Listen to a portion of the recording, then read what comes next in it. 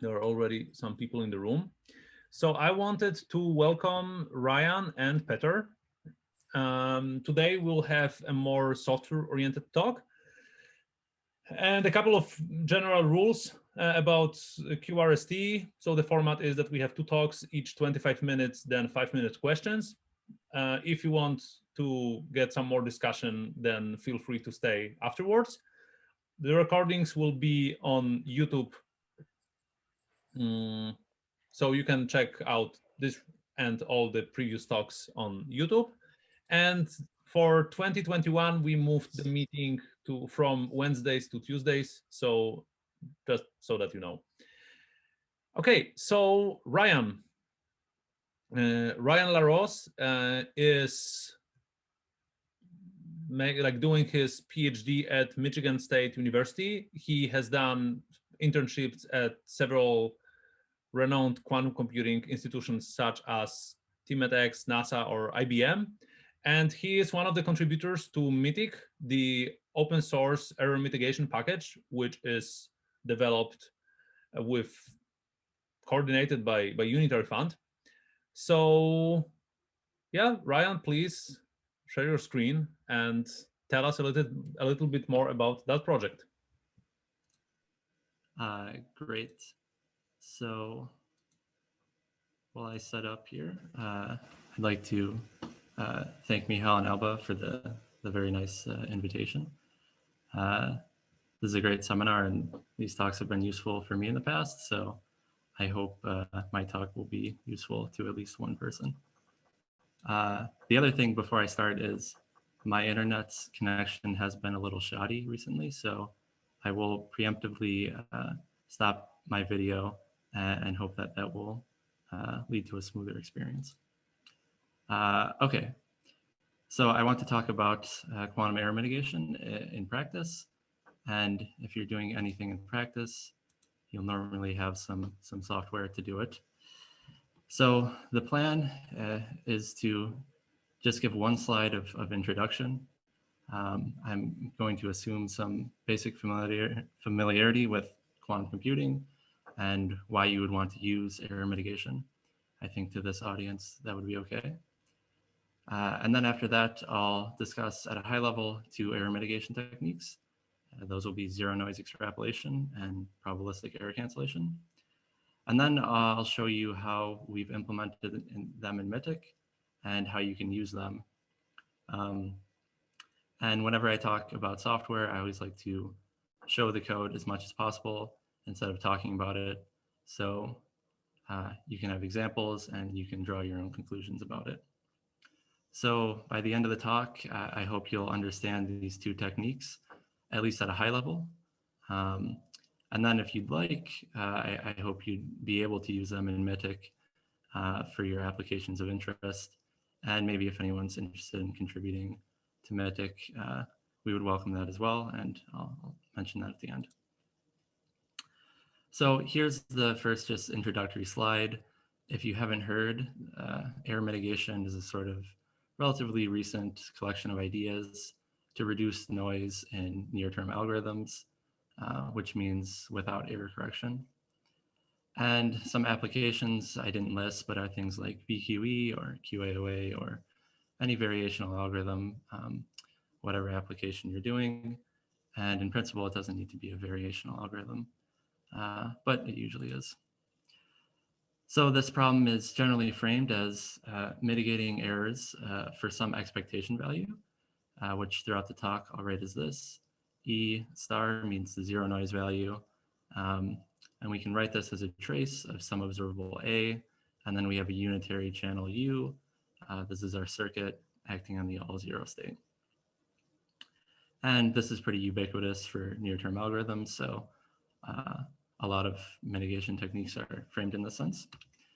And like I said, the two I'll talk for the next few minutes are both from this paper, TEM 2017, and their zero noise extrapolation, or ZNE, and probabilistic error cancellation, or PEC. So here we go. Here's the high level intuition for ZNE. This is nice. I like this because I can explain the concept completely graphically with just this picture. So it goes as follows. Imagine for the moment we have an x-axis, which is how much noise is in the computer. And I'll translate that to a scale factor in a minute. But the idea is there's some base hardware noise, which we'd say is a scale factor of 1, which we can't get past. We can't get to the left of this because that's just the noise in the computer. But we'd like to get into this region. We'd like to get to zero noise. So that's the goal. The idea of zero noise extrapolation is to go the other way, to go to the right by sort of artificially increasing the noise. So that's something that we can do. And I'll talk in a minute about a few ways to do that. But the idea is we'll run our program at lambda equals 1, scale factor of 1. And then we'll increase the noise. We'll collect this data point, and so on. And then this will hopefully have some trend line. In a lot of cases, that will be the case. And then you can either have some knowledge about what that trend line would be, or do some inference to fit a line to this. And then once you have that, then you can do the extrapolation part.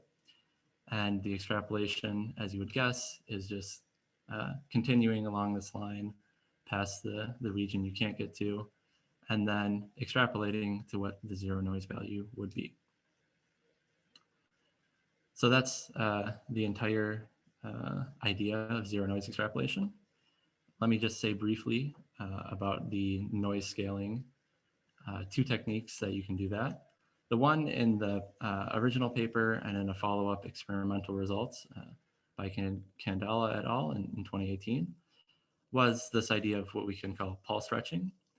So in a circuit, maybe a superconducting qubit computer, you implement your gates with microwave pulses, and this would be without any noise scaling at the top. If you stretch your pulses, which means you do them for a longer time at a shorter amplitude, as is shown here, then under some assumptions, you can show that this scales the noise as you would want it to. And so that's one way you can move along this, this horizontal axis here. Another way, which is the way we currently do it in Mitiq, is sort of the digital version of that, which we call unitary folding. Maybe not a completely new idea, but this is the name we have for it. And at its core, we'll take a gate, G, or a set of gates, and we'll map it to itself, its inverse, and then itself again. So a particular example of that is this circuit here, which prepares a Bell state. If we wanted to do a folding technique, we would get out a circuit that looks like this. So you can see the structure repeated. Here's its dagger, and then here's the circuit itself again. So that's 2 ways. Like I said, this is the one we have implemented in Mitiq, a variety of sort of unitary folding techniques. To give a hint to the later part of the talk, when I get to Mitiq, this is the sort of module where we have those, zne.scaling, and then this particular unitary folding technique is what we call global folding. So this is the function you would use to do this. So that's ZNE at a high level. I hope this is at least intuitively clear to people. And after the next portion, when I introduce PEC, I'll show some code for how to do this in Mitiq. And then I'll show some preliminary benchmarks that we've done. But if it's okay with you, I'll now describe the other the other error mitigation technique, which is probabilistic error cancellation. And I hope maybe if you haven't read the paper yet that I referenced at the start, this will explain the ideas pretty well. And then if you want some more derivations or details, you can go look at them if you wish. But the key idea of PEC is we're going to, we want to do some unitary channels, but the computer is noisy and we can only do noisy channels. Let's say we can do M of them, so I label those O1 through OM. And the key idea is, although we can't do the unitary channel that we want, we can represent the unitary channels in this basis of noisy operators. So as a linear combination, where A1 through AM are real coefficients, could be positive or negative. And that's the key idea here. Very simple idea, but simple is good. Simple can be powerful. And this is for a single unitary. So we want to represent each unitary in our circuit as that, each gate in our circuit. And if you do that, you get this product formula, which maybe looks a lot on the slide, but it's not hard to parse. And rather than staring at this equation, I thought I'd do another sort of graphical introduction to the technique. So that goes as follows. Like I said, we have unitaries that we want to implement. So this is a quantum circuit, and we want to implement this 2-qubit gate, this single qubit gate, and then this 2-qubit gate, just for example. And here I just show a single unitary, but there's 3 different ones here. Now, what PEC says is, okay, let's take those and represent each U in a basis. So I represent that graphically as sort of these stacked operators. So these are the O operators. And what we do is, you can imagine or just calculate the total number of possibilities for this circuit. And it turns out to be a lot. So you do a sampling technique. And you sample according to the magnitude of these coefficients. So I would march through the circuit if I'm doing PEC, and I would hit the first pool of operators, and maybe I sample the first. I'd continue, hit the second pool of operators, maybe sample the second, and then so on. And then from this, I get a circuit that I would store and then later run on the device. And again, a hint for later of how you do this in Mitiq. PEC.sampling is the module, and then the particular function here is just sample circuit. To do this, you need a circuit, and then you need some representations, which are the sort of code analog of this equation here. And I'll explain that more when we get to the code. After you execute the result, you store it. So Z could be a bit string that you measure, or a set of bit strings, and then recall that A was the observable that we wanted to compute. So we have this expectation value from this sampled circuit. And then we go back to the start, storing this value, and we do the same process. So now maybe I sample this noisy operator from the pool, and then I sample this one for the second unitary, and then maybe this one for the third. I combine that into a circuit that I run, and then once I run that, I store the expectation value from this circuit as well. And then you repeat this until you run out of colors, or whatever your stopping criteria is. Could be a precision, a number of samples that you want to take, etc. So that's PEC. Then once you have all these, you just combine them.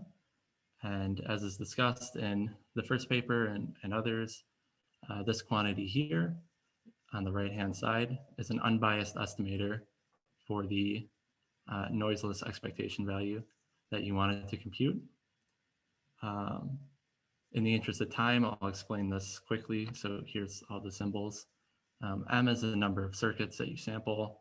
I indexes the circuits. ZIs are the bit strings. So these were the colored results from the previous slide. Each circuit you sample comes with a sign. That's the sigma I. And the sign is, if I go back, when I sample each one of these operators, each coefficient will be positive or negative. So each one of these has a sign, and the overall sign is the product of all of them for each operator that you sample. Each one of them has a norm also, and a one norm. If you take the one norms of all the ones that you of all the representations and you multiply them together, that's the overall negativity, which is this gamma factor. Okay, so that's PEC. I hope these two techniques are somewhat clear now, and we're doing okay on time. Let me talk about the software now, and maybe I'll only have time to show one example, either ZNE or PEC. But the way we set this up is your normal quantum programming workflow would be you're the user. You write some quantum program, and maybe you're writing it in Qiskit, Cirq, or Rigetti Forest, PyQuil, or some other quantum programming library. These are the packages that Mitiq currently supports, and we're working towards others. But for now, you can define your programs in any of these platforms. And then you would send those to a backend to execute, and then you would get your expectation value back. The backend, again, could be in Mitiq, actually anything. It's whatever quantum computer you have access to and whatever platform you write it in, as long as you can run it on that platform, then we don't care. We're completely agnostic to this. And then where Mitiq comes in is in the middle here. So we'll sort of intercept this process of you sending the program to be executed and then getting the result back. So we wanted it to be as close to how you would just write the program as possible. And then, like I said, we come in the middle. And if you want to do zero noise extrapolation, you would first, well, Mitiq would scale the programs. So you'd have a set of noise scaled quantum programs. All of these would be executed on the back end, and you would get a set of noise scaled expectation values. And then with ZNE, you do the extrapolation part, and then Mitiq will output the error mitigated expectation. Similar, very similar pipeline for PEC. With PEC, we do sampling instead of noise scaling. So now we have a set of sampled quantum programs. All of these get executed on the back end. We get results, and then we don't extrapolate, but we combine them, which is via this unbiased estimator that I showed a few slides ago. And then you spit out your error mitigated expectation value. So like I said, support for multiple front ends. You don't care about which backend you use. It's easy to use at this very high level. I hope you'll agree. And then for more experienced users, there's a lot more lower level control, which I'll talk about in the code examples. So all these details about the techniques are nice, but in principle, you don't need to know them. So we're trying to appeal to as many audiences as possible. If you don't know them, you can still use them. And like I said, you do it in the normal workflow, which is defining a circuit in any supported platform. And then there's one thing that we ask, which is, when you execute your program, we just ask that you wrap it in a function. And I'll call that an executor or an execute function. And we need that in the error mitigation techniques because we use that as a sort of black box. So this function should input a circuit or multiple circuit and output expectation values. Then if you set your code up like this, an unmitigated result would just be calling the execute function on your circuit. And then the way we set Mitiq up is if you want to use ZNE, you would call Mitiq.execute with ZNE, and then provide the circuit and the function which executes it. Then there's dots here for additional arguments, which I'll get to in a minute. If you wanted to use PEC, same idea. Now execute with PEC, input circuit, input the execute function, and then there's some other arguments that I'll discuss in a moment. Okay, great. So that's Mitiq at a high level. Now let's stop with the high level part and get into some code. So this is an example of zero noise extrapolation that we did on using Qiskit and IBM-Q. So Qiskit was our front end, IBM-Q was our back end. Like I said, the first thing we need to do is define a circuit to run. I've mentioned this, any supported framework. Here we're using Qiskit. Completely ignore this function and just look at the circuit. So this is a circuit which is just an example. It does nothing, both literally and in an application sense. So it compiles to identity. And the expectation value that we want to compute is the survival probability. So expectation of the ground state projector, which should be 1 because the circuit compiles to identity.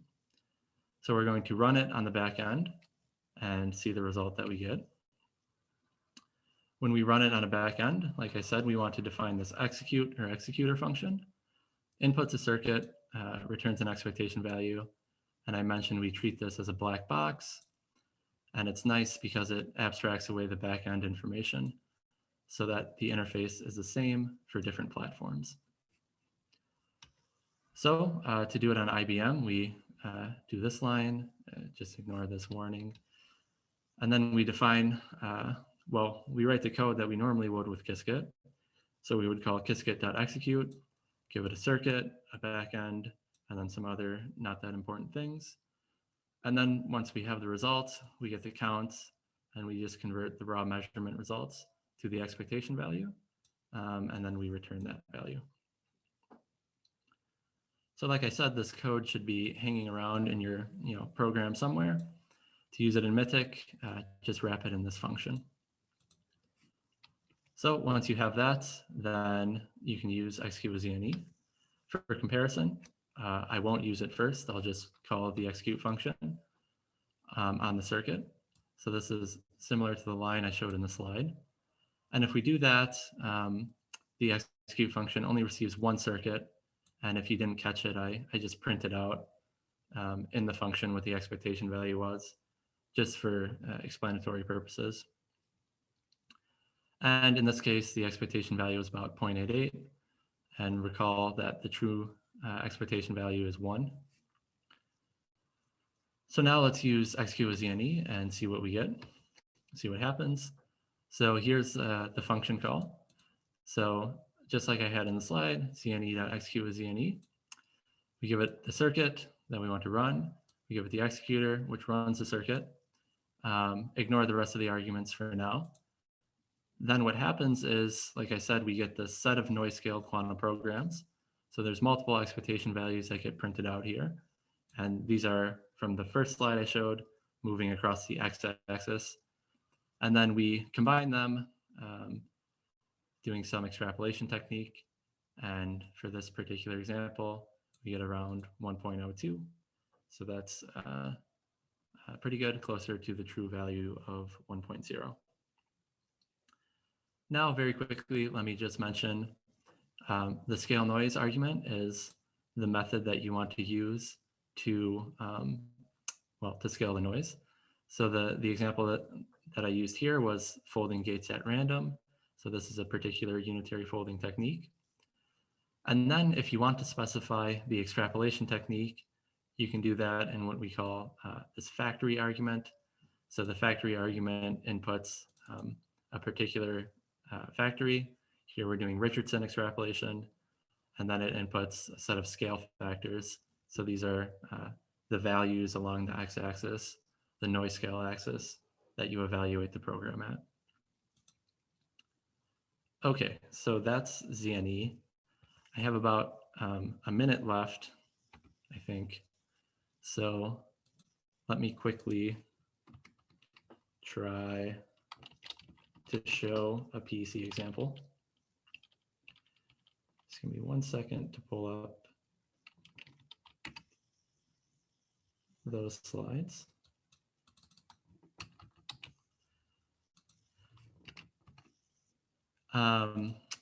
And I'll go through this as fast as possible. We can do it quickly because I already explained most of the things that you need. I'll just show the part that's unique to PEC, which is getting the operation representations. So here's some imports, ignore that. We do the same thing where we run on IBM. Now we need a circuit. This circuit is even simpler. It's just a single Hadamard gate. And I'm going to measure in the Z basis, and that'll be our expectation value. But I just want to show the sort of workflow of how you use PEC. To do that, here's essentially the same executor. So I'll skip over this.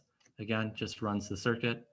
This, I'll mention, just will run multiple circuits.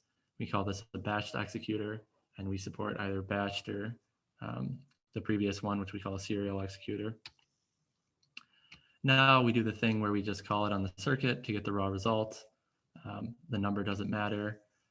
Here's the part that I want to show. To do PEC, like I showed in the slides, you need a representation for each operation in your circuit.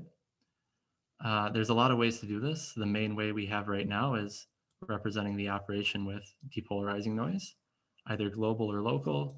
Here I use local. It doesn't matter because I have a 1-qubit circuit. But you input the circuit, which contains the operation that you want to represent. And for depolarizing noise, there's some noise level. And then you spit out this representation, and it says that a Hadamard gate will be 1.01 times Hadamard minus this value times Hadamard then X, etc. So this is exactly the equation U is equal to A1 O1 plus ... on the previous slide that I showed. Okay, that's all I wanted to show here. And then I'll just show the function call. Very similar circuit, execute. Now for PEC, you have to give it the representations. Here we only had one operation, so we only provide one representation. And then you can specify a number of samples if you want. We did 50. So the execute function received 50 circuits, and then it will spit out a mitigated result. Okay, so that's PEC. I'll just show, I guess I'll stop here and show one benchmark result very quickly. And I think I'm over time, so I guess it's time for questions as well. Okay, so first question was what we can see on these plots? What with these benchmarks? Great, thank you. So this is 2 examples that we did of a 2-qubit circuit, which prepares state rho, which should be the all 0 state is again, just like the examples that I showed. And so the true result should be 1. Each plot is for a different backend. Here's IBM-Q London, and then Rigetti Aspen 8. Very similar plot that I showed at the start. We did like 50 different circuits and averaged them. So these are average values and then error bars, similarly on this plot. And then we highlight a little bit here. An important part of ZNE is doing a good inference method. So each point here is a different inference method. For example, linear doesn't perform well in this case, performs a little bit better over here. But I'll just say quickly, it's good if you have some a priori expectations about how the noise will scale. So you can have a good estimate of what extrapolation technique you should use. And if not, we're working on sort of how to do it in a general sense, either treating it as a Bayesian inference problem or similar things like this. That's pretty much all I want to say about these plots. I had a few other examples. This was for a VQE one. Maybe I'll pretend there's a question on this. So each curve here, we're computing the potential energy surface of hydrogen, H2, using VQE. So normal plot that you see here, atomic distance energy. And then each curve is a different depolarizing noise level. And then, so this is what we get. The noisier you get, the worse it gets. And then here we used zero noise extrapolation, and you can see the curves are overlapping much more with the true curve, the noiseless curve, than the unmitigated result. So that's good. This plot here just quantifies it. So this is error between the two curves versus the noise strength P that we used up here. And then just to show it, you can imagine how it would look for PEC, but here's an example on a noisy simulator. The x-axis is the number of samples that you take. This black line is the true value. This blue line is what we got without doing any error mitigation. And you can see convergence in the number of samples. to the true noiseless value. So this is a typical plot that you would expect to see with PC. Since I didn't show the summary, I'll just skip over this quickly. So I talked about error mitigation. We have two techniques, ZNE and PC, implemented in Mitiq. And that's just for now. We're working on more. There's a lot of ideas and a lot of things you can do. I hope that you would agree you can add either method to your programs without too much work. I showed these few benchmarks, and these are just initial ones, and we're planning to implement more. And then if you want to use Mitiq or contribute, please let me know or let us know and get in contact. Here's the Mitiq GitHub. Our documentation is on Read the Docs. And we have a Discord server, which is nice. There's a lot of people in it. You can ask us questions about Mitiq or talk about other things or whatever. Okay, last thing. Here's just some references, and then I want to acknowledge the Unitary Labs / Unitary Fund team, Will, Andrea, Nathan, Sarah, and Peter, all great people to work with. Okay, sorry for going over. Okay, so maybe we have time for like one more quick question from the audience. So if anyone wants to ask something, please unmute yourself and ask.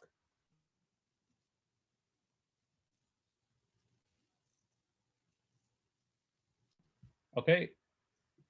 If not, then we will we'll have time to answer any other questions later. So thank you a lot, Ryan, for the talk. It was very interesting.